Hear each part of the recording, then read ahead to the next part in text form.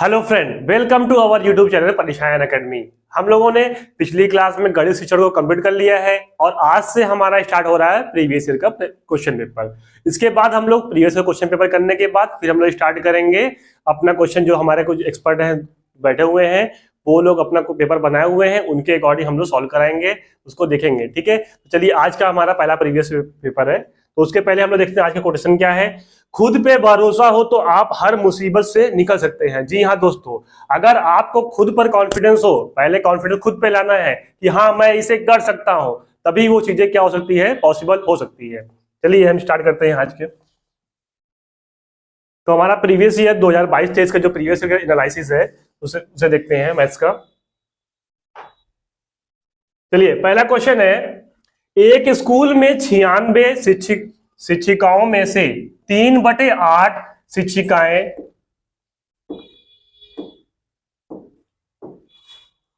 96 शिक्षिकाओं में से 3/8 शिक्षिकाएं उच्च स्कूली कक्षाओं में पढ़ाती हैं। यदि उच्च स्कूली शिक्षिकाओं का 2/9 भाग गणित शिक्षिकाएं हैं, उसमें कितनी है, मैथ की टीचर्स हैं, तो वह उच्च स्कूली शिक्षिकाएं जो गणित नहीं पढ़ाती हैं उनकी संख्या बतानी है।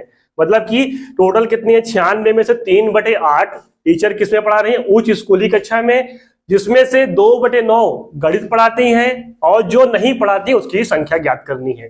चलिए 96 का पहले हम 3/8 निकाल लेते हैं। 96 का 3/8 ये हो जाएगा 8 के 8, 8 दूनी 16, 12 तय हो जाएगा 36। टोटल 36 लोग पढ़ा रही हैं उच्च स्कूली कक्षाओं में। उसके बाद क्या है, यदि उच्च स्कूली शिक्षिकाओं का 2/9 भाग गणित शिक्षिकाएं हैं, इसमें 2/9 भाग निकाल लेंगे।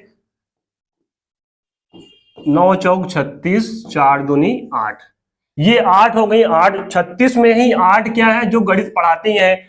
अब जो नहीं पढ़ाती हैं 36 में से माइनस कर देंगे तो मालूम हो जाएगा, 36 - 8 बराबर हो जाएगा 28। 28 शिक्षिका ऐसी हैं जो गणित नहीं पढ़ाती हैं, तो यही आंसर हो जाएगा ऑप्शन सी।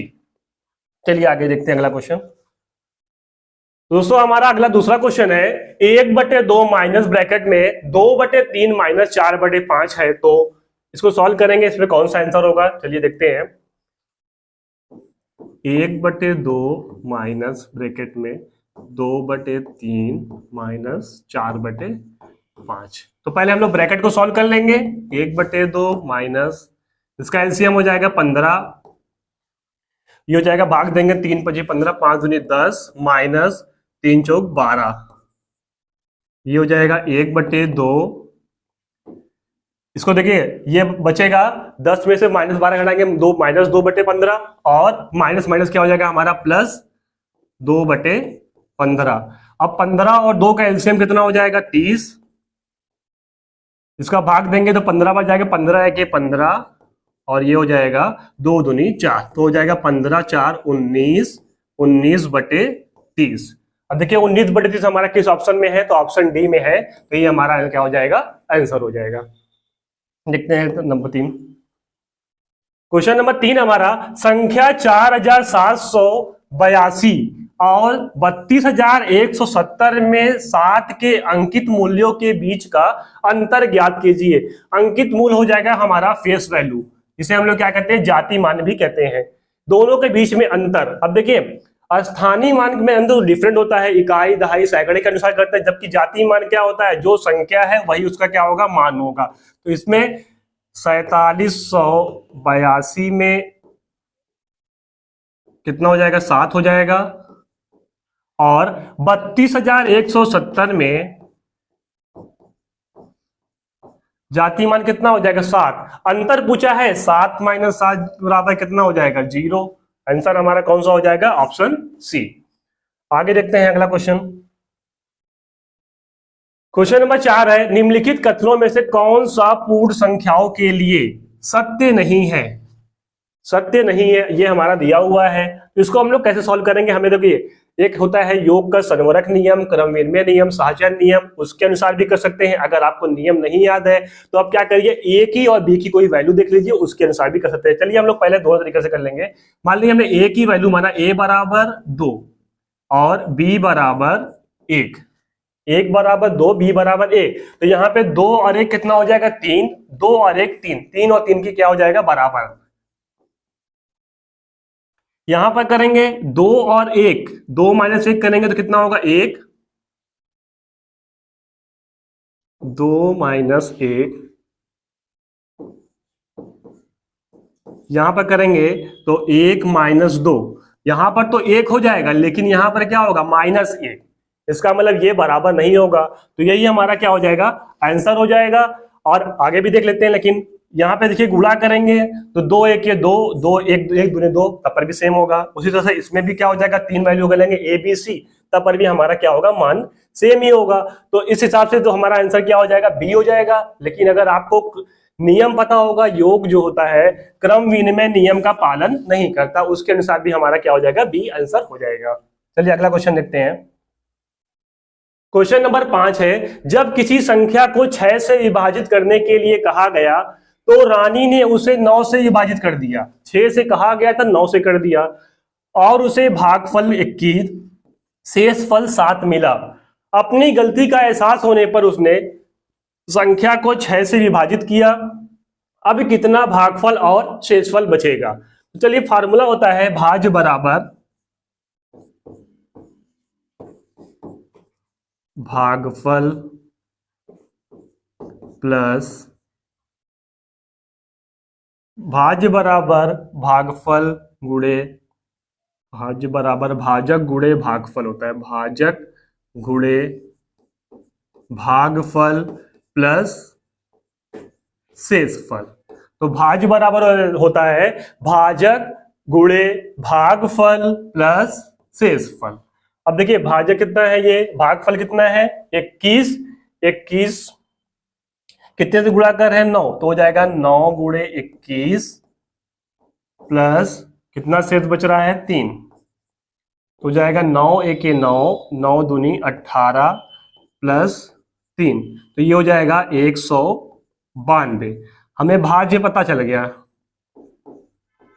भाज्य कितना है 192। उसके बाद वो गलती सुधारने के लिए क्या किए 6 से भाग दी है।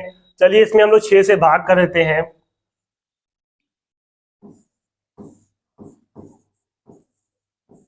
छः त्रिक 18, ये हो जाएगा 0, सॉरी 1, ये 1 हो जाएगा 6 दूनी 12। तो हमारा भागफल कितना, वो भाजक कितना आ गया 32, जबकि शेषफल क्या आया 0। अब देखिए किसी ऑप्शन में दिख रहा है, इसमें देखिए कोशिएंट क्या है हमारा 31 है, यहाँ देख लेते हैं भागफल 31 शेषफल 0 नहीं, भागफल 31 शेषफल 3, भागफल 32 शेषफल 0 शेषफल 3, भागफल 32 और शेषफल 0। तो हमारा आंसर क्या हो जाएगा डी, डी क्या हो जाएगा हमारा आंसर हो जाएगा। चलिए अगला क्वेश्चन देखते हैं। निम्नलिखित में से कौन सा तुल्य भिन्न का जोड़ा है। तुल्य भिन्न मतलब क्या होगा लाइक फ्रैक्शन, जिसका क्या होता है लाइक फ्रैक्शन वो होते हैं जिसका हर क्या होगा समान होगा। अंश और हर, अंश और हर से संबंध होता है। देखिए अब किसमें किसका हर समान है, दो भिन्न दिया हुआ है, जिसका हर समान होगा वही क्या हो जाएगा उसका आंसर हो जाएगा। अब देखते हैं 2/3 और 3/2। अब देखिए हर क्या है हमारा यही है, इसे हम लोग क्या कहते हैं डिनोमिनेटर। हर देखिए इसमें समान नहीं है तो ये क्या हो जाएगा नहीं होगा। 1/2 और 3/8, इसमें भी क्या है हर समान नहीं है तो ये भी नहीं होगा। 3/4 और 3/7, इसमें भी हर समान नहीं तो ये भी नहीं होगा। अगला है 1/4 और 3/4, तो हर हमारा देखिए इसमें समान है तो हमारा क्या हो जाएगा यही लाइक फ्रैक्शन हो जाएगा, तो यही हमारा क्या हो जाएगा आंसर हो जाएगा। अगला क्वेश्चन देखते हैं। क्वेश्चन नंबर 7 है, निम्नलिखित में से कौन सी संख्याएं पूर्ण घन नहीं है। पूर्ण घन देखते हैं कौन कौन सी नहीं है। देखिए 729 ये 9 की है,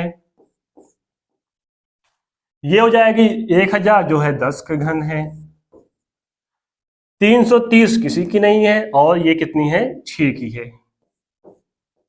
तो आंसर हमारा क्या हो जाएगा ऑप्शन सी।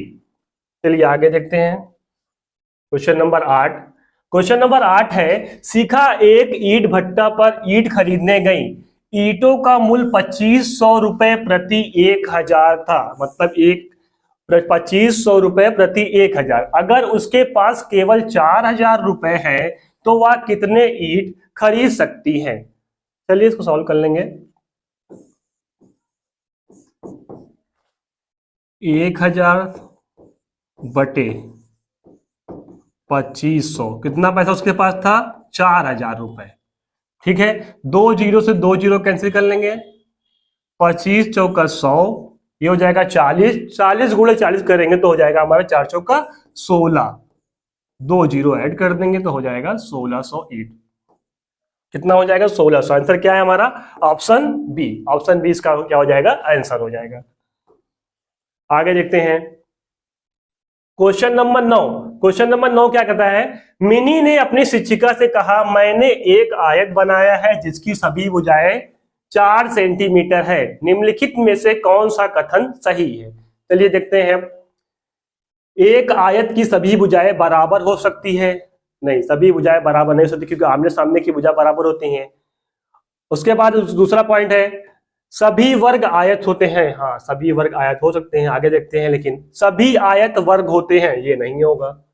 अगला है, एक वर्ग और एक आयत में संबंध नहीं होता है, लेकिन संबंध तो होता है, ये भी गलत हो गया। तो हमारा आंसर क्या हो जाएगा?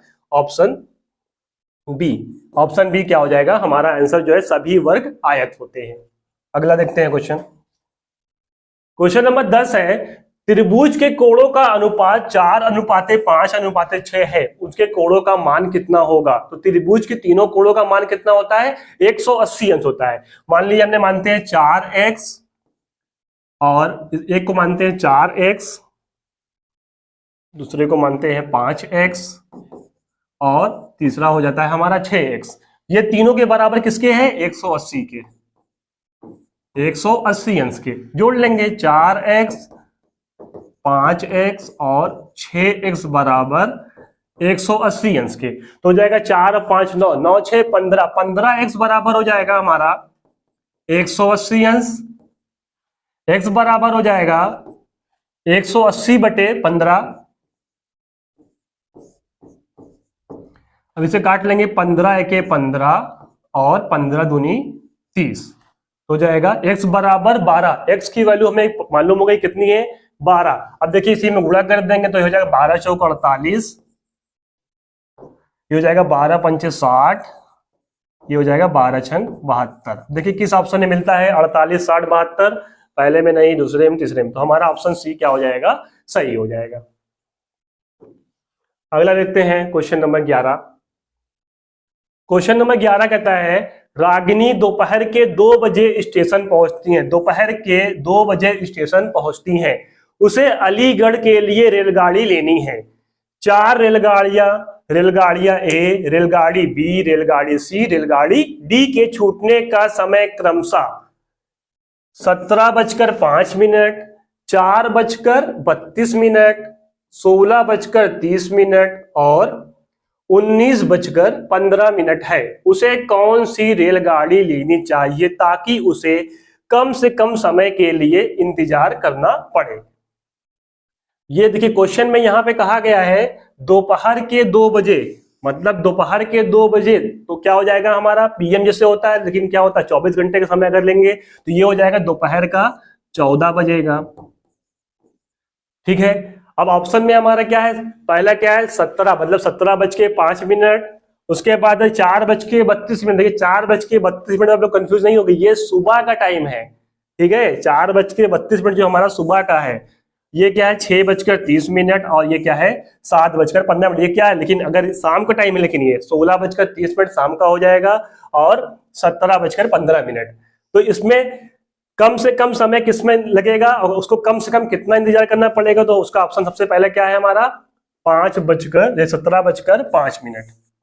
उसके बाद हमारा 18 है, 19 है और उसके बाद 4:32 होगा नहीं, तो हमारा ऑप्शन क्या है? ट्रेन ए।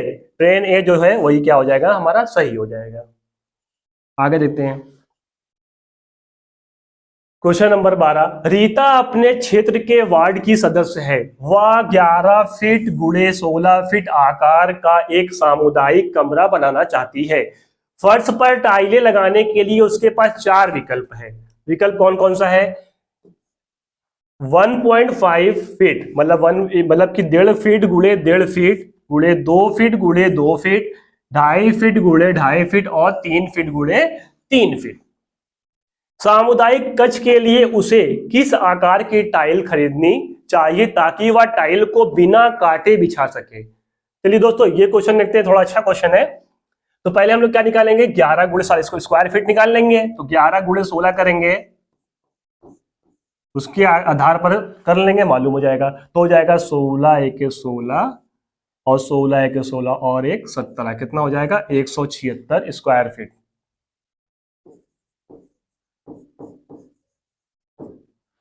अब देखते हैं, अगर हम लोग 1.5 गुणे 1.5 करते हैं तो 15 पंचे 225, 2.25 आएगा।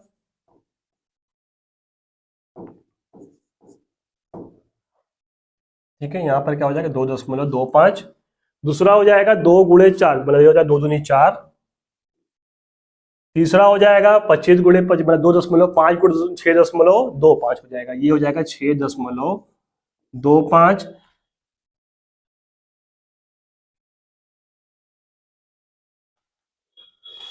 ये हो जाएगा 6.25। और अगला क्या है 3 गुणे 3, मतलब ये हो जाएगा 9 स्क्वायर फीट की।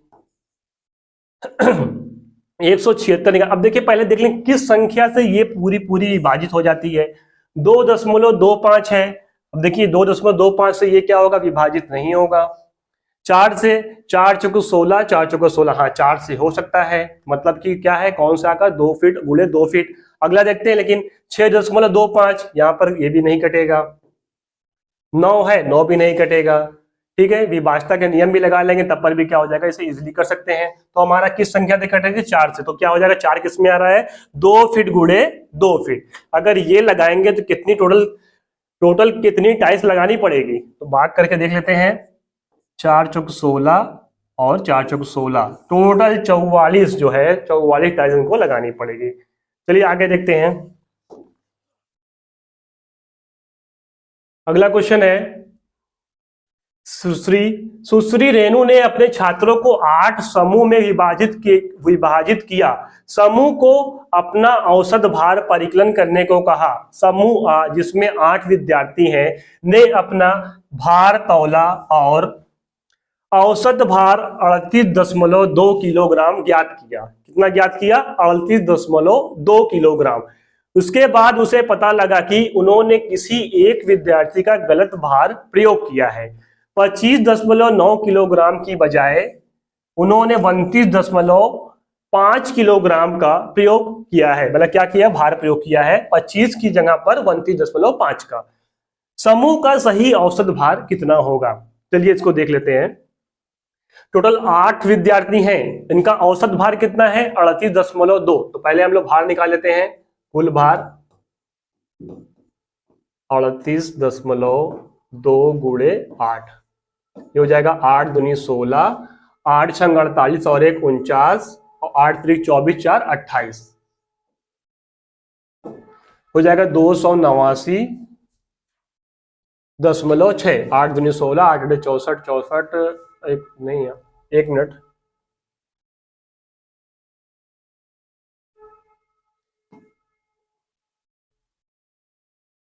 ये हो जाएगा 8 दूनी 16 के 6, 8 अड़े 64 और 1 65 के 5, और हो जाएगा 8 त्रिक 24, 24 और 6 30, यहां पर हो जाएगा 305.5। ये क्या हो गया, इन लोगों का कुल भार, 8 विद्यार्थी का कुल भार कितना आया है, 305.6।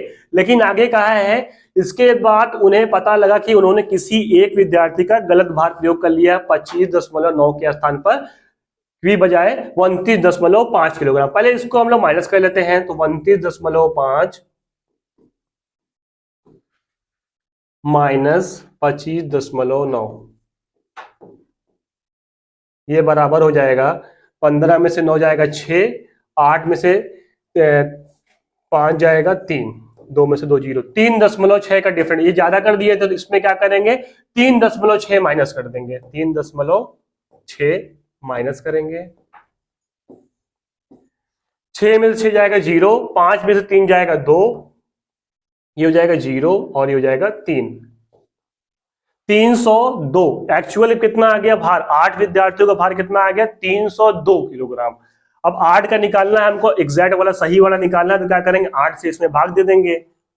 302 में 8 से भाग देंगे तो हो जाएगा 8 त्रिक 24, कितना बचेगा, 6 बचेगा, 62, 8 8 7 56, 8 7 56, 6 बचेगा, 8 7 56, 6 बचेगा, फिर 8 7 56, 4 बचेगा, 8 पंचे 40।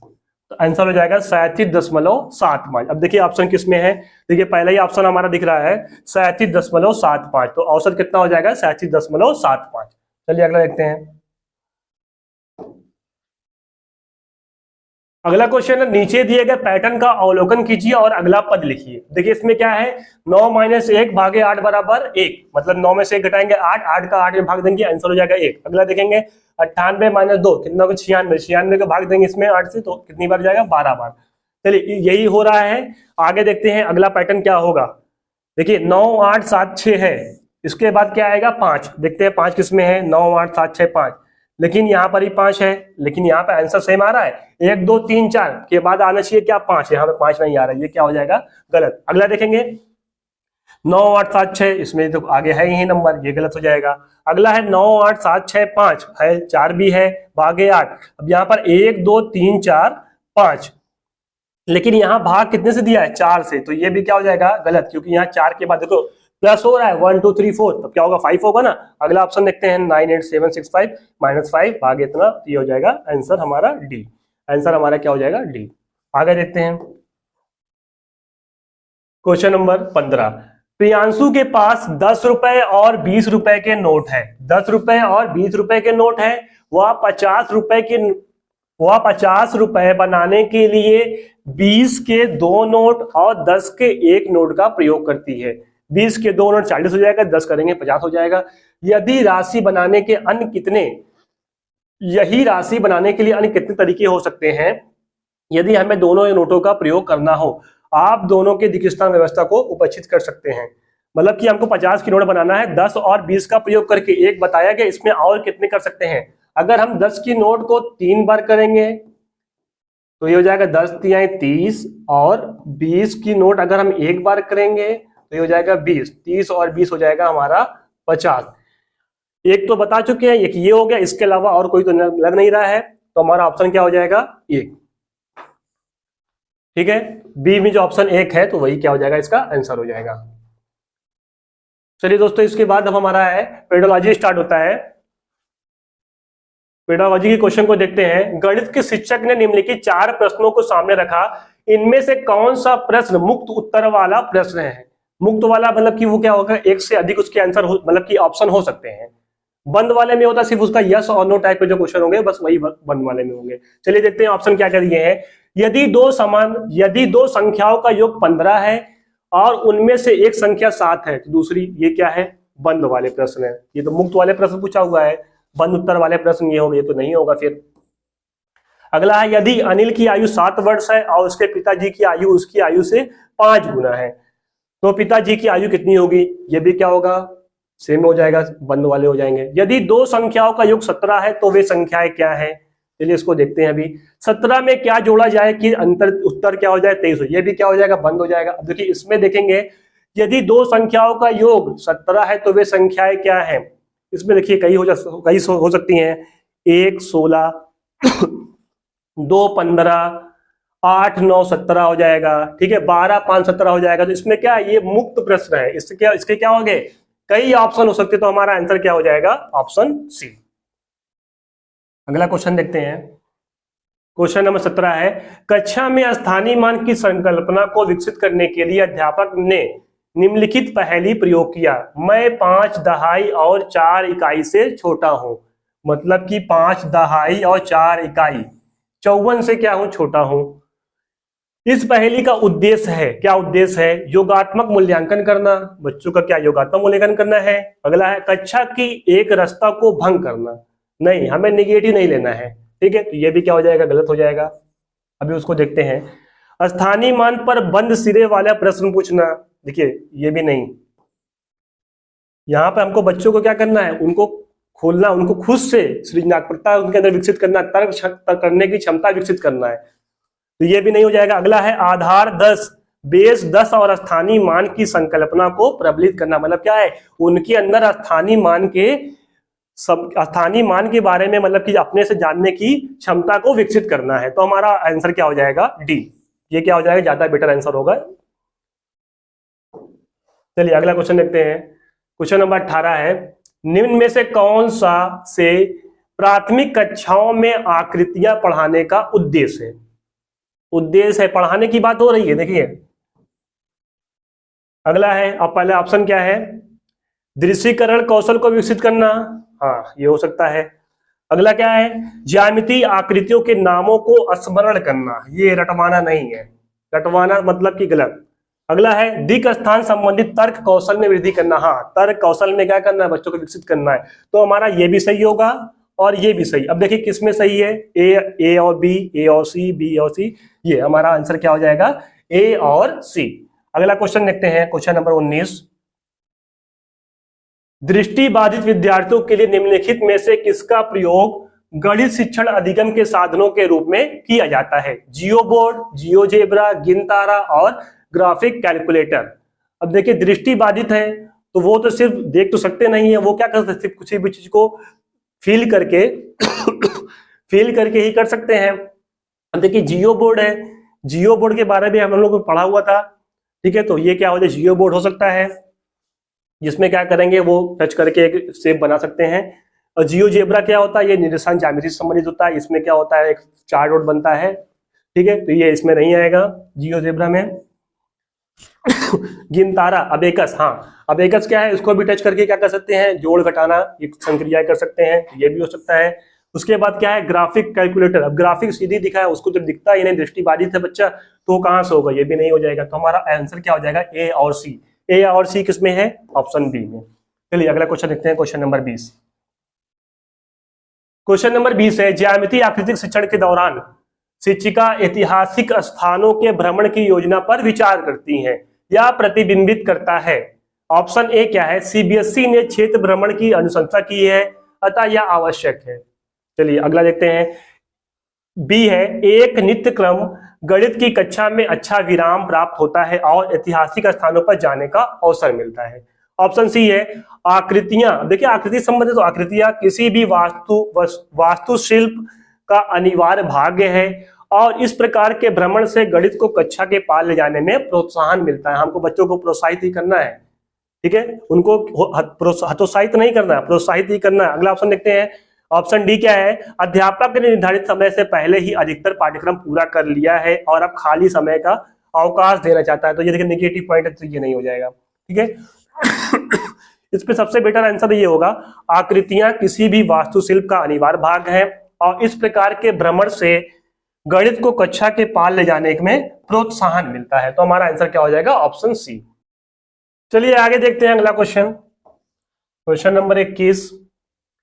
प्राथमिक कक्षा की एक गणित की अध्यापिका अपने छात्रों के सामने निम्नलिखित प्रश्न रखती है। रीना और शमा एक दुकान की एक बैग खरीदने के लिए जाती है। रीना और शमा एक दुकान पर एक बैग खरीदने जाती है। दुकान में मूल परिचयों के साथ बहुत सारे बैग हैं। वे बहुत सारी मूल परिचयों को देखकर चकरा जाती हैं, मतलब ज्यादा देख लेती हैं तो क्या हो जाता है? चकरा जाती हैं। क्या आप मूल परिचयों को या तो आरोही क्रम में या अवरोही क्रम में कर सकते हैं? ये दिया हुआ है, बैग पहला है ए 4732, बी है, सी है और डी है, ई है और एफ है। ये दिया हुआ है बैग। अब क्या लिखा हुआ? दिए गए संदर्भ निम्नलिखित में से कौन सा कथन सही है? अब इसमें से कथन बताना है। प्रश्न के उपयोग से केवल आरोही एवं अवरोही क्रम की अवधारणा सुदृढ़ हो सकती है, लेकिन अभी और देखते हैं। शिक्षिका प्रश्न का उपयोग संख्याओं की तुलना के पार जाने तथा आंकड़ों का प्रबंधन व छटाई की संकल्पनाओं के परिचय के लिए कर सकती है। हाँ देखिए ये ज्यादा बेटर हो सकता है आगे, लेकिन देख लेते हैं।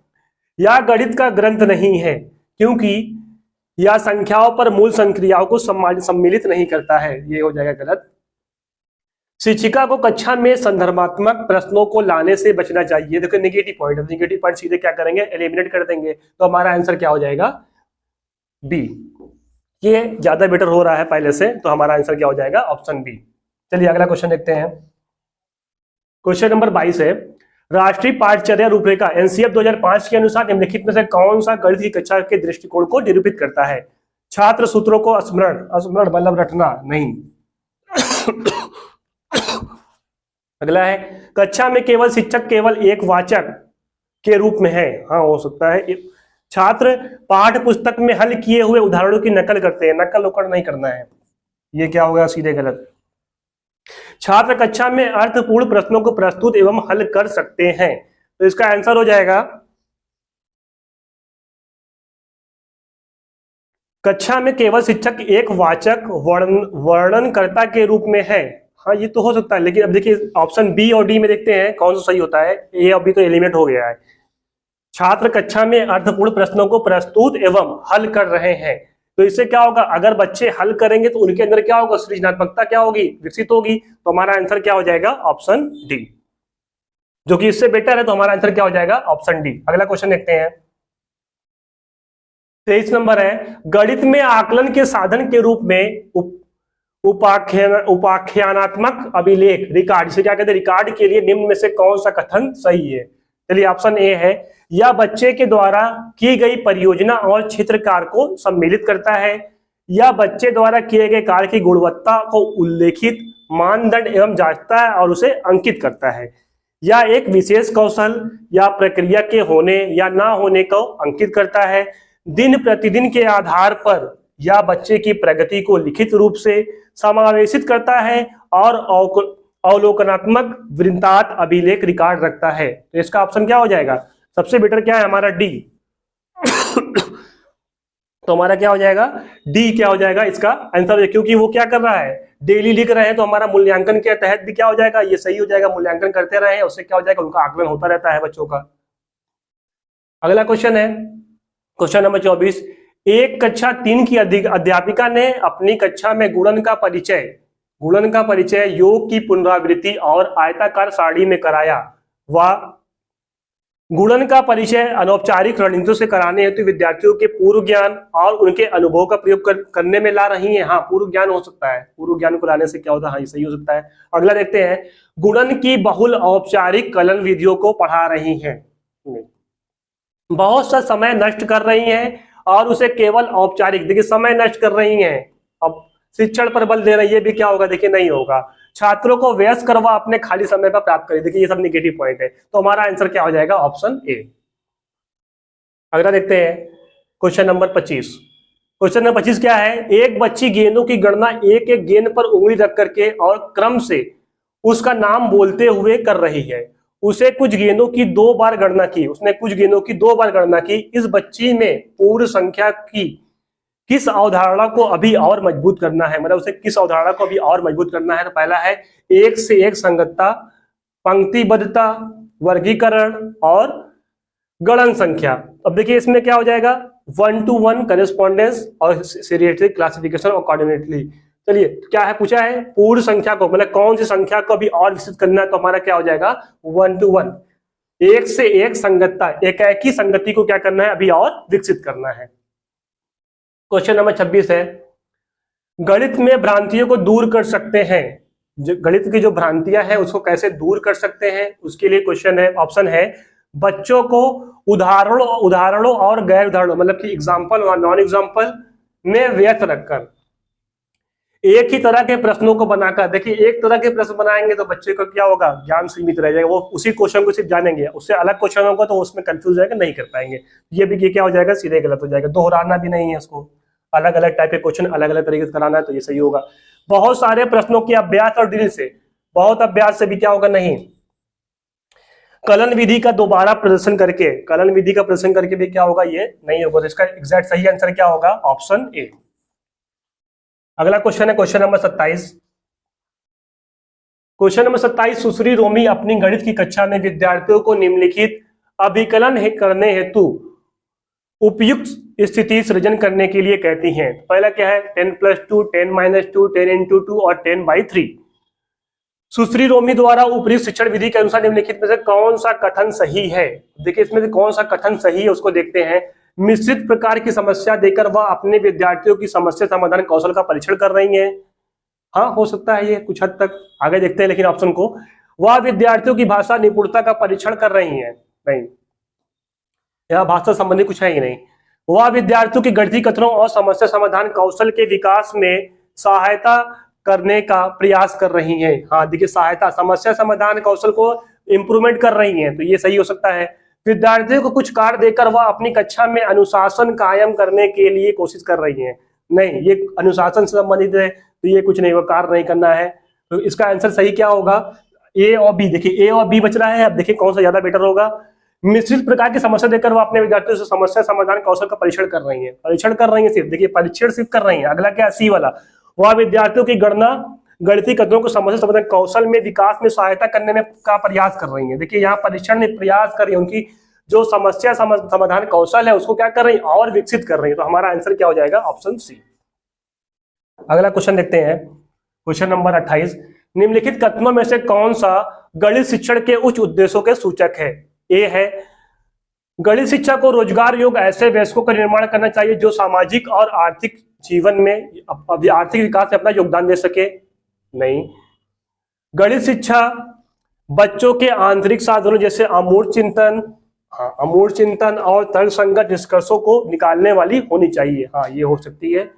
बच्चों को गणित को जीवन की एक विधि जैसे कि संप्रेषित करने, विचार विमर्श करने और समस्या समाधान करने की मनोवृत्ति के विकास के रूप में देखना चाहिए। हाँ, ये तो सही हो सकता है। अगला ऑप्शन है, गणित शिक्षा तथ्यपूर्ण ज्ञान और कार्याधिक धारा प्रवाह पर केंद्रित होनी चाहिए। नहीं, ये देखिए एलिमिनेट हो गया। ऑप्शन ए भी देखिए क्या है, गणित शिक्षा को रोजगार योग्य ऐसे वयस्कों का निर्माण करना चाहिए जो सामाजिक और आर्थिक विकास में योगदान। ये देखिए ज्यादा बहुत बेटर आंसर नहीं है, उद्देश्य की पूछा हुआ है, उद्देश्य का सूचक है। तो हमारा आंसर क्या हो जाएगा, बी और सी। अब देखिए बी और सी किसमें है, ऑप्शन बी में। देखिए तो हमारा क्या हो जाएगा, बी और सी। क्वेश्चन नंबर 29 देखते हैं। न्यूमैन के अनुसार विद्यार्थी शब्द समस्या इबारती प्रश्न को हल करने के में सक्षम हो इससे पहले वह 5 स्तरों को पूरा करे। ये स्तर नीचे यादृच्छिक क्रम में लिखे गए हैं। अब इसको देखिए क्रम में करना है तो इसको सही कर लेते हैं। क्रम में पूछे गए प्रश्नों को पूछना, आवश्यक गणितीय संक्रियाओं को करना। देखिए पहला हमारा ये हो जाएगा पहला नंबर पर गणितीय। देखिए इसके बाद क्या हो जाएगा, आवश्यक गणितीय संक्रियाओं को करना। दूसरा क्या, पूछे गए प्रश्नों को करना, दूसरे नंबर पर ये होगा। ठीक है, गणितीय मांग के अनुसार समस्या का अनुवाद करने की आवश्यकता। उसके बाद गणितीय मांग के अनुसार समस्या का अनुवाद करने की आवश्यकता। देखिए पहले क्या होगा, अनुवाद, उसके बाद होगी मांग। उत्तर को अर्थपूर्ण रचना में प्रदर्शित करना, उसके बाद लास्ट में क्या आएगा, उत्तर को अर्थपूर्ण रचना में प्रदर्शित करना। तो हमारा 5वां ये हो जाएगा। अब देखिए कहां पर है, पहले होगा BADCE। कहां है BA, यहाँ पे नहीं है। BA ये भी नहीं है, BA ये भी नहीं है। तो हमारा क्या हो जाएगा, BADCE। ये C है और ये है E। ठीक है, तो हमारा आंसर क्या हो जाएगा, BADC। ऑप्शन डी क्या हो जाएगा, इसका सही आंसर होगा। क्वेश्चन नंबर 30, आखिरी क्वेश्चन देखते हैं। गणित के शिक्षक के पेशेवर विकास के लिए निम्न में से कौन सा वांछनीय नहीं है। अब देखिए जहां नहीं है उसको बच्चों अंडरलाइन कर लेना है एकदम अच्छे से। नहीं लिखा है तो वहीं से ध्यान दें, क्योंकि नहीं के चक्कर में गलत हो जाता है। चलिए देखते हैं। ऑप्शन ए है, गणित की कार्यशालाओं और गोष्ठियों में उपस्थित होना, हो सकते हैं। शिक्षक अधिगम साधनों को विकसित करना, ये भी कुछ सही है। अपने और दूसरे विद्यालयों के गणित के शिक्षकों को एक साथ न्यूनतम वार्तालाप। हाँ देखिए, वार्तालाप के द्वारा क्या होगा, विकास, पेशेवर विकास में के लिए। देखिए नहीं है वार्तालाप, देखिए अब देखते हैं, ये इसमें देखिए सही नहीं होगा। अब देखते हैं आगे। शिक्षक विकास, फैकल्टी डेवलपमेंट के कार्यक्रम में भाग लेना। देखिए ये सही होगा, ये सही होगा और ये सही होगा। कौन सा गलत होगा, ये। और क्वेश्चन में नहीं पूछा है तो हमारा आंसर क्या हो जाएगा, सी वाला नहीं, यही हो जाएगा। चलिए तो दोस्तों, इसी के साथ ही हमारी आज की क्लास कंप्लीट होती है। अगर आपको कहीं पर भी कोई भी डाउट हो तो कमेंट सेक्शन में पूछ सकते हैं, और हमारा साथ ऐसे ही देते रहिए। और आपको हम लोग वो क्वेश्चन कराया जाएगा जो एग्जाम में फंसने वाले, हूबहू वही सेम क्वेश्चन आएंगे, देखिएगा आप। चलिए आपका बहुत बहुत धन्यवाद।